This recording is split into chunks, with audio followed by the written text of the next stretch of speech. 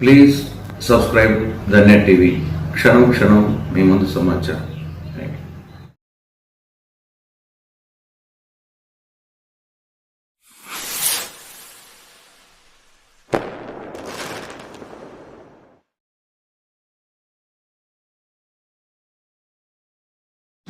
స్వాతంత్రం తెచ్చారు.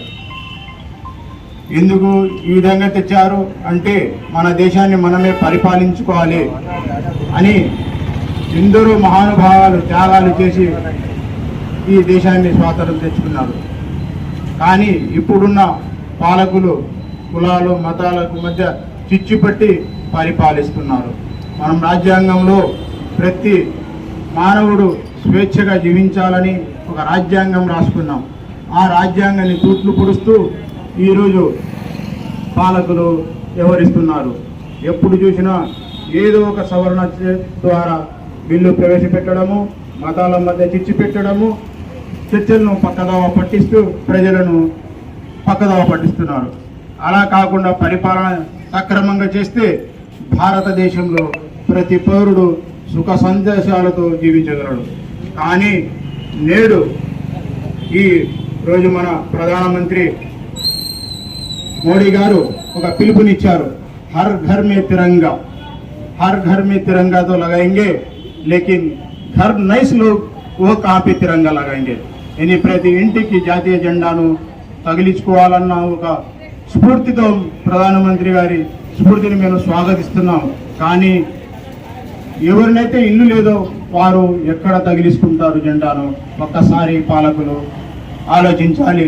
వారిని ఇల్లు కూడు గుడ్డ ఇవ్వాల్సిన బాధ్యత పాలకుల పైన ఉంది. అందువల్ల ఆ పాలకులు ఎప్పుడైతే భారతదేశంలో ప్రతి పౌరునికి ఇల్లు ఉన్నప్పుడే ఈ యొక్క పిలుపునిచ్చింటే బాగుంటుందని మేము అనుకుంటున్నాము. కానీ నేటికి భారతదేశంలో ఈ స్వాతంత్రం తెచ్చిన ఉద్యమ సమరయోధుల్లో చాలామంది ముస్లింలు త్యాగాలు చేశారు. కానీ నేటి పాలకులు ఆ ముస్లింల చరిత్రను తుడిచిపెట్టడానికి ప్రయత్నిస్తున్నారు. కానీ ఏదైతే బంగారు పూత పూసి బంగారాన్ని అనుకుంటామో అది నిజం కాదు. ఎప్పుడైతే మీరు ఉద్యమకారుల చరిత్రను తుడిపేయాలని చూస్తున్నారో అది ఎప్పటికీ నిజంగా నిటారుగా ఉంటుందని తెలియజేస్తున్నాం. ఇండియా గేట్లో 95,300 మంది యొక్క సమరయోధుల పేర్లు ఉన్నాయి. అందులో 61,000 మంది ముస్లింల పేర్లు ఉన్నాయంటే ఈ దేశానికి ముస్లింలు ఎంత త్యాగం చేశారో ఒకసారి ఆలోచించవచ్చు. 62%, 61% చేసిన ముస్లింల చరిత్రను ఈరోజు తక్కువగా చూస్తున్నారు.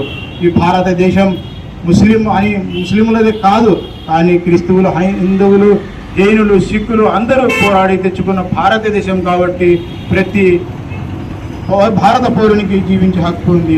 అప్పుడే మనము స్వేచ్ఛగా జీవించవచ్చు. ఇక్కడ రాజ్యాంగంలో రాసుకున్నటువంటి ఆ రాజ్యాంగాన్ని తుట్లు పొడిస్తే ప్రతి భారతీయుడు దాన్ని యొక్క ప్రతిఘటించాల్సిన అవసరం ఉంది. మరియు ఈ ఆగస్టు 15 మరియు రిపబ్లిక్ డే 26ను కూడా ఖైదులు ఎవరైతే మంచి ప్రవర్తన కలిగిన వాళ్ళని విడుదల చేస్తారు.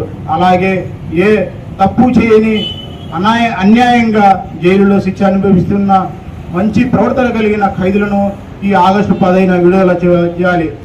ఏ తప్పు చేయనటువంటి ఉమర్ ఖాలిద్ను దాదాపు 5 సంవత్సరాల నుంచి జైల్లో వేసి వాళ్ళను చిత్రహింసలకు పెడుతున్నారు. చాలా యువకులు ఏ పాపం చేయని వారు కూడా జైల్లో ఉన్నారు. అలాంటి వారిని గుర్తించి విడుదల చేయాలని కోరుతున్నాం. మరియు ఈ దేశంలో పాలకులు ఎలా తయారయ్యారంటే పరిపాలన మీద దృష్టి పెట్టకుండా ఎప్పుడు చూసినా ఎక్కడో ఒక రాష్ట్రంలో అల్లర్లు సృష్టిస్తూ శాంతి భద్రతలను కాపాడాల్సిన బాధ్యత వారు మర్చిపోయి ప్రజలను అదే చర్చలో మునిగేటట్టు చేస్తున్నారు. అందువల్ల ఎప్పుడైతే భారతదేశం సుఖ సంతోషాలతో ఉండాలంటే శాంతియుత వాతావరణాన్ని సృష్టించి ఒక భారతదేశాన్ని ఒక శాంతియుత దేశంగా మరియు భిన్నత్వంలో ఏకత్వంలో ఉన్న దేశం మన రాష్ట్ర ముఖ్యమంత్రి. ఎందుకంటే కూటమిలో ఒక కీలక పాత్రలో ఉన్నాడు. మనం చూస్తున్నాము ఆంధ్రప్రదేశ్ అభివృద్ధి కోసం ముఖ్యమంత్రి గారు చాలా కష్టపడుతున్నారు. మేము ఇవి సభాముఖంగా తెలియజేసిందంటే ఈ గొప్ప చట్టం ఏదైతే ఉందో దానిలో మహాకూటమిలో కీలక వ్యక్తి కాబట్టి ఆ సవరణ చట్టంలో ఆయన జోక్యం చేసుకొని ఆ సవరణను కాకుండా దాన్ని ఆపవలసిన బాధ్యత ఉండాలి సోదర మహేశ్వర. కాబట్టి ఏదైతే స్వాతంత్ర ఫలాలు అందరికీ లభించాలంటే అందరికీ హక్కులు లభించాలి. కాబట్టి సభాముఖంగా తెలియజేసుకుంటూ ప్రతి ఒక్కరికి మరొకసారి స్వాతంత్ర శుభాకాంక్షలు తెలియజేసుకుంటూ తెలియజేసుకుంటున్నాను. సలాం. జిల్లా అధ్యక్షులు జాగీర్ ఉమ్రీ గారిని మాట్లాడవలసిందిగా కోరుతున్నాం. अस्सलाम वालेकुम. तमाम लोगों को इंडिपेंडेंस डे एवं आज़ादी की मुबारकबादी देते हुए मैं MPJ movement for peace and justice district president Zakir Hussain Umri हुकूमत से यह अपील करता हूँ कि जिस तरीके से हमारा हिंदुस्तान 70 पर 8 साल आज इसको आज़ाद हुए हो गया है, इसी तरीके से इस आज़ादी में भारत के तमाम सिटीजन्स को, तमाम हिंदुस्तानियों को ये आज़ादी भी होना चाहिए कि वो जो चाहे बोल सके. हर कोई अपनी आज़ादी से अपनी बात को दुनिया के सामने, हुकूमत के सामने और हिंदुस्तान में किसी भी हुक्मरानों के सामने अपनी बात को आज़ादी के साथ रख सके. और इसी तरीके से आज़ादी इस बात की भी होना चाहिए कि हर इंसान अपने मर्ज़ी से जो चाहे वो पहन सके, जो चाहे अपने कपड़े पहन सके, सिविल कोड जैसे कानून को ना लाए.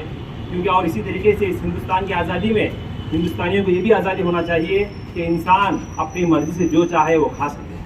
क्योंकि इंसान की पूरी आज़ादी, मुकम्मल आज़ादी उसी वक्त हो सकती है सिर्फ हिंदुस्तान के कॉन्स्टिट्यूशन ला की जो आज़ादी नहीं. अम्बेडकर ने जो कॉन्स्टिट्यूशन के जो क्रिएटर हैं, जो लिखे हैं, उनको खुद ये कहना है ये आज़ादी उस वक्त तक मुकम्मल आज़ादी नहीं हो सकती जब तक कि ये आज़ादी एक समाज के मुताबिक, तमाम लोगों को मुआशरती मुताबिक और समाज के लोगों की आज़ादी खुशी के साथ में, स्वेच्छा में उनकी आज़ादी ख्यालात के हिसाब से, हर हिसाब से आज़ादी होना चाहिए. और इसी तरीके से मीडिया को भी ये आज़ादी देना चाहिए कि वो हुकूमतों से सवाल कर सके. ये नहीं कि मीडिया को एक स्क्रिप्ट लिखकर देकर तुम्हें यही सवाल करना है, ये सवाल नहीं करना है. ऐसी आज़ादी कोई आज़ादी नहीं, ऐसी आज़ादी के बेकार है, बेफ़ायदा है. बल्कि हर हिंदुस्तानी को, हर सिटीज़न को मुकम्मल तरीके से उसको सोचने की, उसको बोलने की, उसको खिलाफ अपने हिसाब से लिखने की और अपने हिसाब से रहने की, और तमाम लोगों को मिलजुल कर इस हुकूमत में, इस हिंदुस्तान के अंदर रहने की आज़ादी मिलना चाहिए. तभी